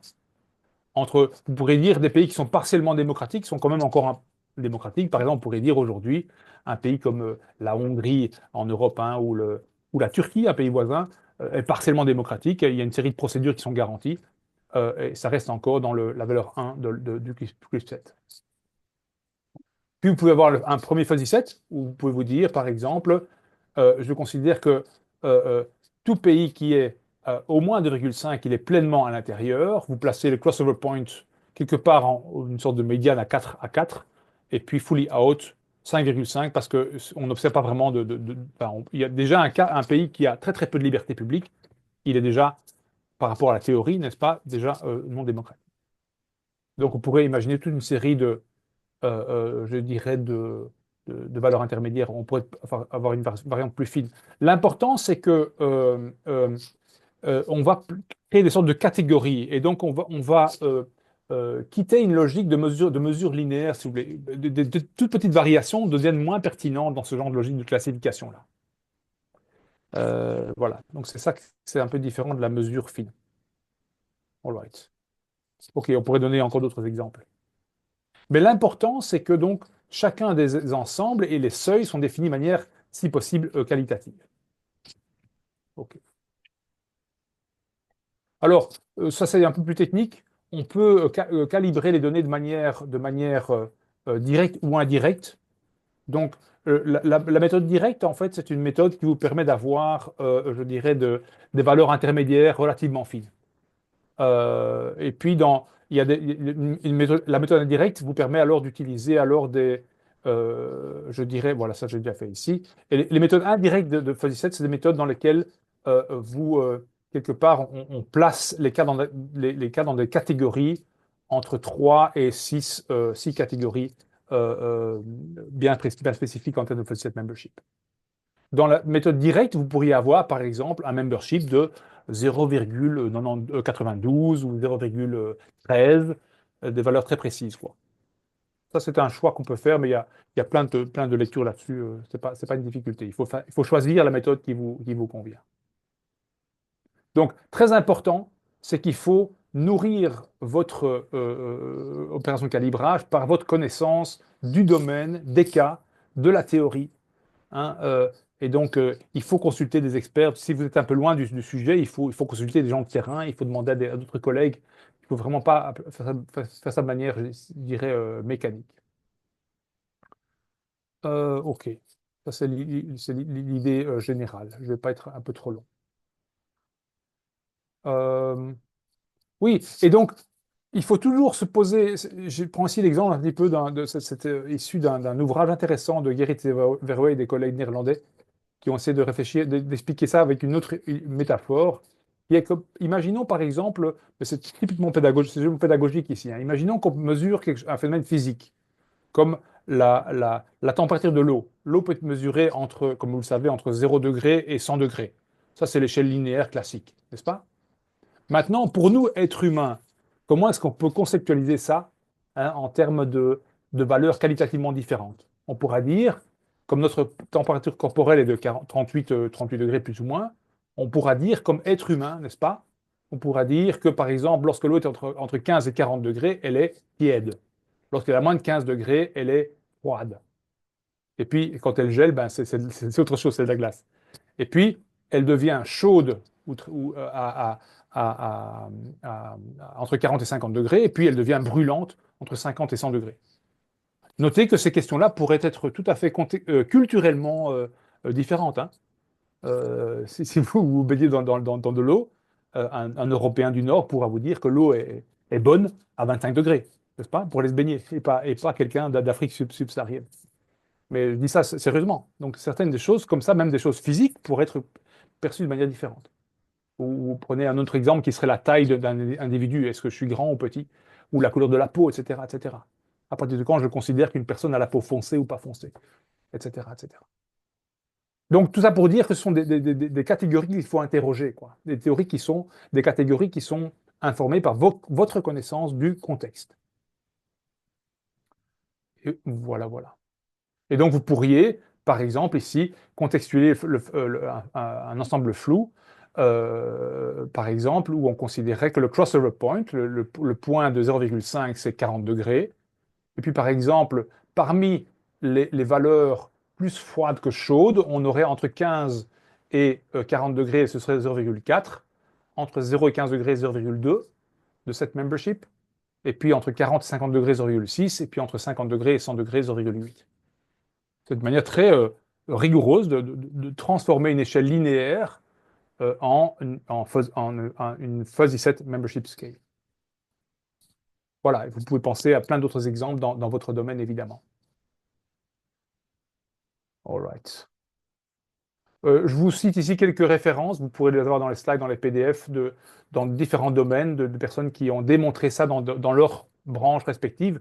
Mais surtout, je pense qu'une question a été posée dans le chat à un moment donné, est-ce qu'il y a des bons exemples, etc. Allez voir sur Compass, et dans Compass, vous avez toute une série, des centaines, même plus de 1000 applications. Allez voir les applications qui ont été publiées dans votre domaine, et vous verrez les exemples.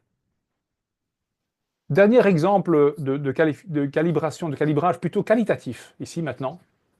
C'est un exemple de la thèse de doctorat de Patrick Mello, un expert du QCA aujourd'hui, dans laquelle il a comparé le degré d'implication de différents pays dans la coalition, suivez-moi bien, la coalition qui a soutenu les États-Unis ou pas, dans l'attaque de l'Irak, dans la guerre d'Irak dans les années 90. OK? Et donc, vous avez forcément dans le lead de cette coalition les États-Unis, n'est-ce pas? Les États-Unis se sont impliqués très tôt dans le processus dès l'invasion, d'accord? Ils ont mis des forces de combat dans la balance, ils sont déployés très tôt, en mars 2003. Ils ont contribué de toutes les forces, donc les forces de terre, de mer et d'air, et ils ont envoyé beaucoup de troupes, 150 000 troupes. Donc c'était les leaders de la coalition, c'est logique. Et puis toute une série de pays, quelques-uns, seulement trois, UK, Pologne et Australie, ont fait de même. Ils ont aussi été très tôt, ils ont l'invasion, ils ont mis des forces de combat, puis ils ont fait apporter quand même pas mal de soldats. Ils ont pris des risques, si vous voulez, pour leurs forces militaires, etc. Puis à mesure qu'on descend dans cette typologie, si vous voulez, des cas, d'accord, on observe qu'il y a une sorte de point de rupture entre la Roumanie et la République tchèque, d'accord? La Roumanie et la République tchèque, dans les deux cas, ils ont participé à l'occupation, donc pas à l'invasion, mais à l'occupation une fois que l'invasion a été un succès. Mais la grosse différence, c'est que la Roumanie, elle a apporté des forces de combat, des forces qui pouvaient réagir à une menace de combat, tandis que les autres, Tchèque République et puis les autres en dessous, ils ont apporté des forces, ils ne sont pas de combat. Par exemple, des médecins, n'est-ce pas, ou des gens pour mind clearance, donc des démineurs.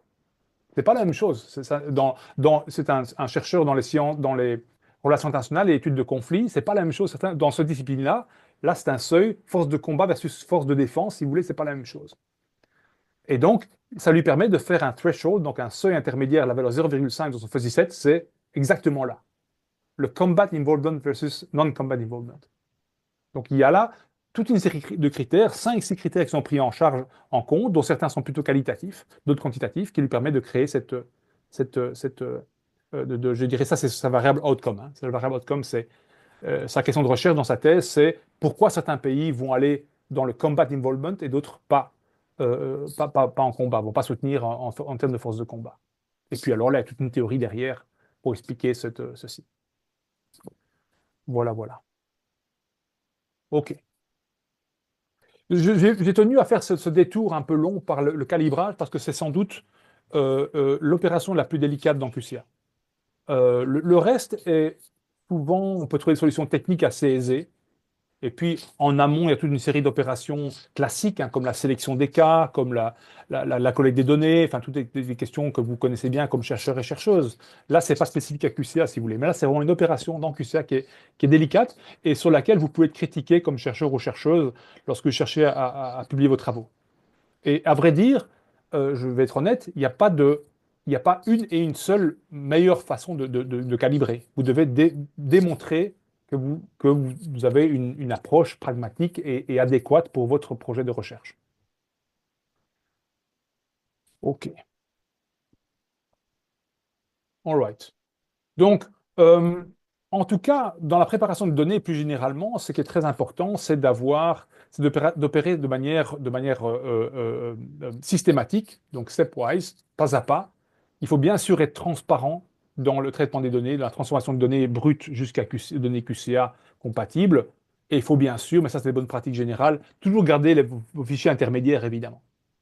Là, je vais vous partager un fichier qui est le fichier déjà dichotomisé d'une analyse excellente de différents collègues connaissant bien le contexte africain. OK, mais en amont, il y a des données plus qualitatives et diverses qui ont été collectées. All right. Et alors, si vous avez des données plutôt qualitatives, je vous recommande une référence de Deblock et Wyss. Tout ceci se trouve sur Compass. Hein.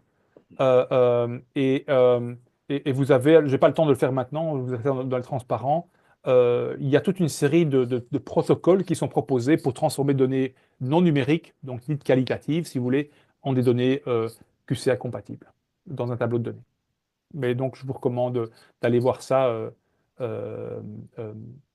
séparément. L'enregistrement est bien en cours, hein, n'est-ce pas? C'est bien Oui, enregistré? oui. La deuxième partie est bien enregistrée, ça, je confirme. Voilà. OK. Donc, en tout cas, c'est important, très important quand vous avez des données qualitatives, je dis quand même ce petit point-là, hein, c'est qu'il faut toujours être explicite hein, dans le choix du calibrage. Mais ça vaut aussi pour les données quantitatives d'ailleurs. Hein. Il faut toujours être bien explicite et donc dans votre publication, ça peut être très très synthétique, mais dans les annexes, par exemple, vous pouvez être plus détaillé pour bien documenter ceci. Ça vous permettra aussi d'anticiper des critiques potentielles. Et ça permettra à d'autres chercheurs de faire des réanalyses, bien sûr, en changeant les seuils de calibrage. All right. Bien. Enfin, je vais maintenant développer, d'abord par être transparent, et ensuite je vais, je vais le développer davantage, avec un exemple concret avec Tosmana. Il nous reste combien de temps? Il nous reste une heure. Une heure, c'est ça, plus ou moins, maximum? Serge, Il nous reste combien de temps, Serge? On doit finir à 12h30, donc 11h30 GMT. Il te reste un peu pour tout, avec les questions, il te reste une heure Ouais. et quart. On va essayer de faire ça en 45 minutes, plus ou moins, 45, 50. Pour Laisser laisser bien du du temps temps aux pour les questions. échanges. Tout à fait. ok, Ouais, tout à fait. absolument, Très ouais, bien. ok. All right. Donc maintenant, on va arriver Je vous ai expliqué au tout début, j'ai fait un petit trait d'humour en vous expliquant que c'est compliqué de faire ça en 3 heures ou 2 heures et demie, parce qu'on rentre déjà en substance, mais de manière un peu rapide, disons, hein. Mais quand même, je vais vous parler d'abord du protocole, d'abord de manière en survolant l'objet, et ensuite en vous le démontrant de manière concrète. Mais je vais d'abord vous expliquer la logique. Euh, D'abord, voici comment on peut représenter le protocole QCA, disons, de manière simplifiée. C'est dans un chapitre, dans un ouvrage que je vous recommande vraiment, qui est un chapitre de Byrne et Regin en 2009, qui s'appelle The Handbook of Case-Based Methods, qui est un très bon bouquin sur comment réfléchir à études de cas et QCA, etc., de manière appliquée et de manière aussi épistémologique.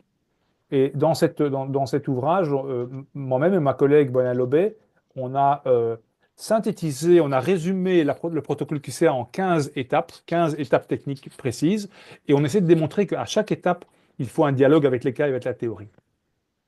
Donc ici, vous avez une ligne du temps qui commence ici à gauche et qui arrive ici à droite, n'est-ce pas? Ça, c'est votre temps disponible pour la recherche avec QCA. Premier signal, c'est que la théorie et les cas sont là en permanence durant l'ensemble du processus de la recherche. Donc, ce n'est pas theory first ou case first, hein, c'est l'abduction, comme je l'ai expliqué. C'est un dialogue permanent entre cas et théorie tout au cours de la recherche, parce que vous devez faire une série d'arbitrages, entre autres pour le calibrage, mais aussi après dans QCA, qui nécessiteront un retour vers les cas et un retour vers la théorie. Second message, c'est que vous voyez ce schéma en entonnoir, qui commence à un entonnoir relativement large, et puis qui se resserre, c'est l'entonnoir de la complexité. Plus l'entonnoir est large ici au début, plus la complexité est élevée. Plus il est étroit, il se resserre, plus on réduit la complexité, on va vers des choses beaucoup plus simples. Donc pour le dire simplement, QCA est simplement une boîte à outils qui vous permet de réduire la complexité. Ça, c'est le message central que je vais vous passer.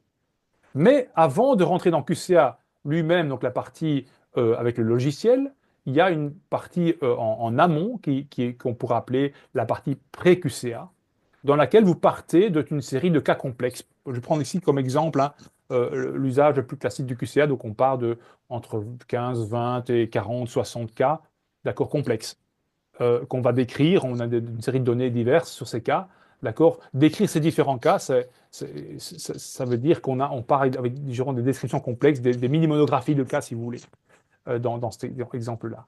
Donc on part de beaucoup de complexité.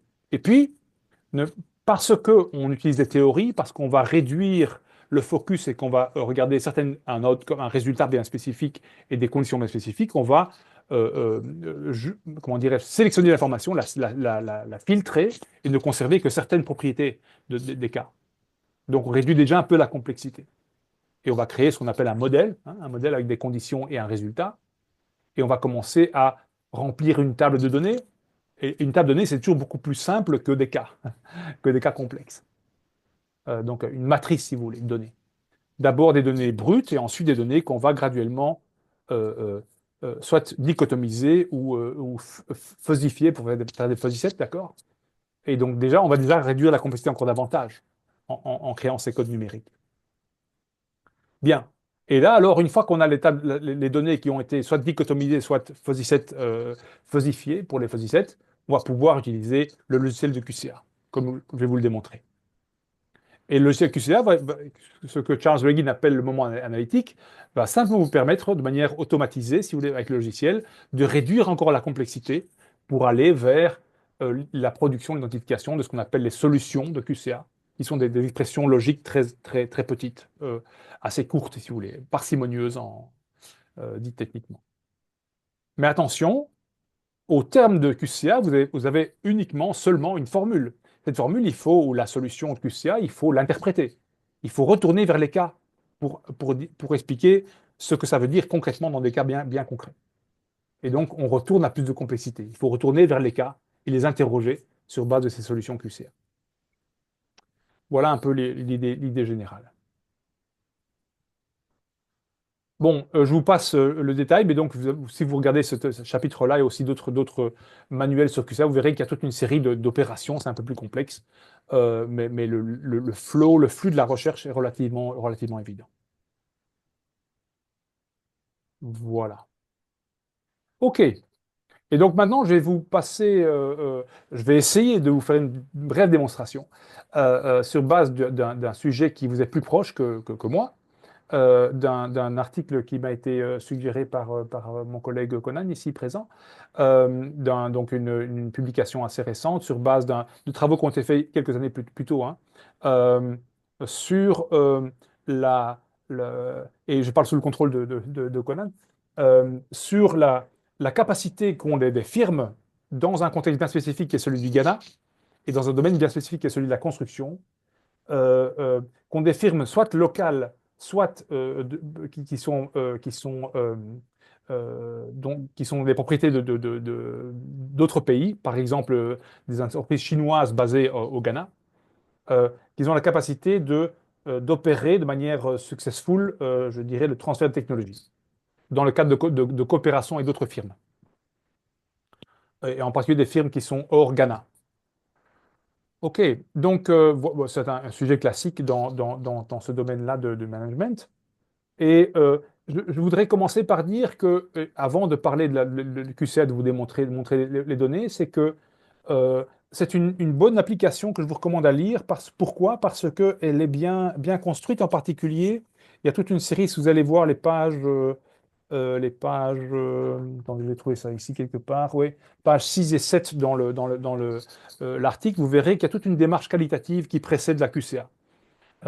Donc les chercheurs, en tout cas certains d'entre eux dans l'équipe, connaissent le contexte ghanéen, ils connaissent le domaine de la construction, ils ont des contacts politiques et économiques dans le pays. Ils ont commencé par des entretiens approfondis auprès de quelques dirigeants économiques et administratifs, puis ensuite ils ont fait une enquête de terrain plutôt qualitative avec des entretiens. Ils ont récolté des données primaires, si vous voulez. Donc il y a des données riches en amont, il y a une vraie connaissance du contexte.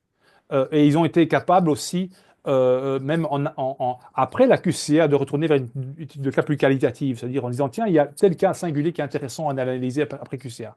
Donc c'est vraiment un très bon exemple de ce que j'appelle, en anglais, la Case Informed Research, la recherche ancrée dans une connaissance du contexte et une compréhension des cas et du contexte. Ça, c'est une bonne manière de faire QCA. Ici, on va plus cibler sur les opérations du QCA elles-mêmes. Je vais fermer la slide. Escape. Hop, check. Je vais alors basculer je vais basculer sur Tosmana. Alors, je vais d'abord vous montrer quelque chose. Vous avez eu accès à un fichier CSV.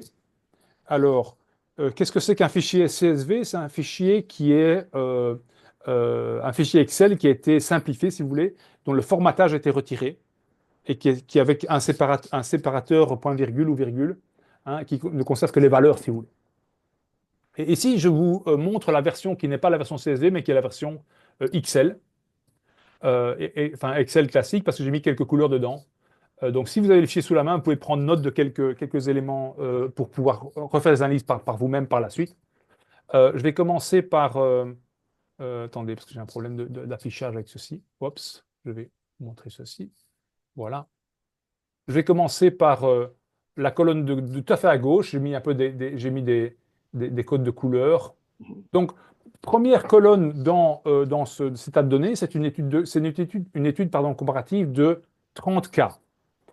Quand vous utilisez faites un SQCA, il faut partir d'un fichier de type Excel, typiquement de travail Excel. Et la première colonne doit toujours être le label des cas. Et ici, j'ai anonymisé, en accord avec mon collègue ici, j'ai anonymisé les cas des firmes. Donc, la compagnie 01 à compagnie 30. D'accord? Vous avez 30 cas. Situation assez classique dans ce genre d'analyse de QCA de N intermédiaire. Je vais vous donner au passage quelques trucs pratiques utiles pour l'usage du QCA. Un premier truc pratique, c'est qu'il ne faut pas avoir des labels trop longs. Essayez d'avoir moins de 6 lettres ou 6 signes. Parce que vous verrez, pour la visualisation, c'est mieux d'avoir des labels courts, en fait, dans les différents graphes de QCA. Puis je vais à l'extrême droite du schéma dans la toute dernière colonne qui est la colonne T dans le fichier XL et aussi dans le fichier CSV que vous avez reçu. Et par convention, il faut toujours mettre à l'extrême droite du fichier la variable outcome. Et donc ici, je parle sous le contrôle de mon collègue, hein, cette Oui. variable T, c'est donc l'outcome. Je l'ai relabellisé outcome pour être bien sûr de ne pas se tromper. Et donc, c'est le Training Technology Transfer Potential. Donc, c'est Oui, le c'est ça. fait d'avoir été capable de valoriser le transfert de technologie. Hein. C'est ça. Et donc, la valeur 1, c'est un outcome positif. La valeur 0, c'est un outcome négatif. En tout cas, pas positif. Il y a une différence. Mais ça va un peu trop loin. Je n'ai pas le temps d'expliquer ça maintenant. Donc, c'est une valeur en tout cas pas positive. Elle pourrait être intermédiaire, mais elle n'a pas passé un certain seuil. Et je vais utiliser un code de couleur. Retenez, et ça se trouve dans l'article, qu'en fait, la variable outcome T est une agrégation, si vous voulez, une combinaison de trois variables désagrégées, si vous voulez, qui sont ici en orange, d'accord, qui sont dans les colonnes Q, R et S. C'est aussi la raison pour laquelle j'ai pris cet article-là comme exemple, parce que c'est un exemple d'un modèle relativement riche, dans lequel vous avez euh, une variable outcome, variable résultat, qui est elle-même une agrégation de différentes sous-variables, hein, et de même pour les conditions. Donc j'en arrive aux conditions. Pour expliquer la capacité qu'ont des firmes à valoriser le transfert de technologie, ces firmes ghanéennes, euh, il y a toute une théorie derrière, une discussion théorique, qui permet de proposer trois principales conditions. Pardon, quatre? Non, trois. Trois principales conditions. Trois. Oui, trois. La première, c'est ici dans la colonne B. Et donc, je l'ai aussi, pour clarté, pour moi-même, n'étant pas spécialiste, je l'ai relabellisé C1 comme condition 1 et L own comme local ownership, donc propriété locale, propriété nationale, c'est-à-dire la firme est la propriété de personnes du Ghana. Et vous avez donc, par exemple, la firme numéro 2, elle est ghanéenne, elle est propriété ghanéenne, tandis que la firme numéro 1, elle est propriété d'un autre pays. Typiquement, très souvent, j'imagine, Conan, soit européen, soit chinois, par exemple. Oui, ouais, globalement, ouais. Voilà. Et puis un En peu tout cas, lié à l'ancien colon, c'est-à-dire ça doit être. Pour le Ghana, c'est très british. oui, tout à fait. En tout Voilà. cas, donc, il y a toute une explication. Alors, c'est justifié par la théorie, quoi, hein. La théorie suggère que, d'ailleurs, la théorie, il y a une discussion théorique, d'ailleurs, il y a un débat sur savoir si les firmes locales ou les firmes non locales seront plus performantes, quoi. Et donc, il y a eu une longue discussion dans le papier sur comment orienter la condition, si vous voulez.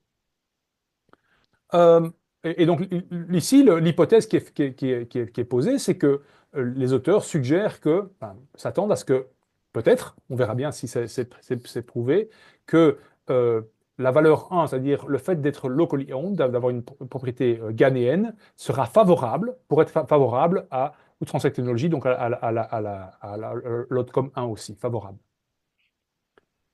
Le second, comment dirais-je, euh, la seconde variable, c'est une variable liée aux ressources humaines. Alors, j'ai oublié le détail, hein, mais donc Mhm. c'est le suite, comment dirais-je, c'est la combinaison de cinq sous-conditions liées à la manière dont les firmes sont organisées en termes de ressources humaines, hein, qui leur permettront plus ou moins, a priori, d'être performantes en termes de transfert de technologie. Et donc, les conditions, les conditions désagrégées, C, D, E, F, G dans les colonnes ici, avec les labels qui correspondent également, vous trouverez ça à la page 7 dans l'article, sont agrégés en une macro-condition, hein, la condition 2 qui est Human Resource Development. Et enfin, il y a une troisième condition qui est Knowledge Management, c'est ça? Donc, C'est ça, c'est nous le management, ouais. qui est donc, j'imagine, dans votre domaine, un terme très classique, hein, et qui est l'agrégation alors de 6 ou 7 sous-conditions depuis les colonnes I à la colonne O.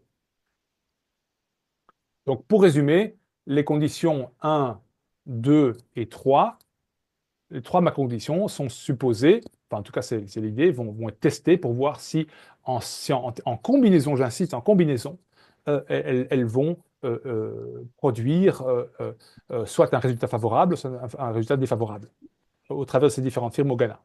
Donc l'article est aussi bien rédigé dans le sens où il y a vraiment un postulat de combinatoire entre ces conditions. Et là, c'est vraiment la bonne manière de poser la question pour utiliser QCA. OK. Voilà. Pas de questions par rapport à ceci, c'est bien clair pour tout le monde? Ouais. Et donc, Je voulais- ouais, dis-moi. Pardon, je voudrais juste mettre une précision, c'est que le fichier que Benoît vient de montrer, je viens de vous le mettre dans le chat pour ne pas vous perturber parce qu'en fait, c'est un fichier plutôt XLSX, mais Ouais. plus tard, là, on va travailler maintenant avec plutôt le fichier CSV. Voilà. Oui, Donc, ça ici, ça c'est un fichier, celui-ci qui est formaté, si vous voulez, mais qui ne peut pas être lu tel quel par le logiciel Tosmana. Il faut mm, utiliser un fichier déformaté, qui est CSV. On oui. garde que les valeurs. Mm. Voilà. Euh, Petite remarque aussi importante.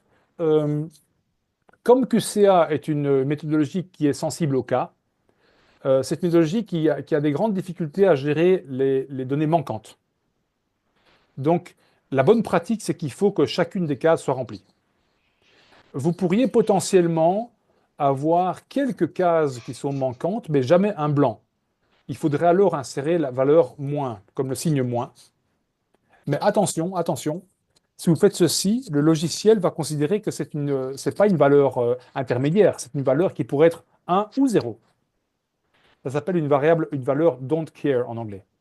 Mais attention, ça veut dire que c'est un peu bizarre comme valeur. C'est une donnée indéterminée, si vous voulez. Donc, ce n'est pas une valeur manquante pour le logiciel.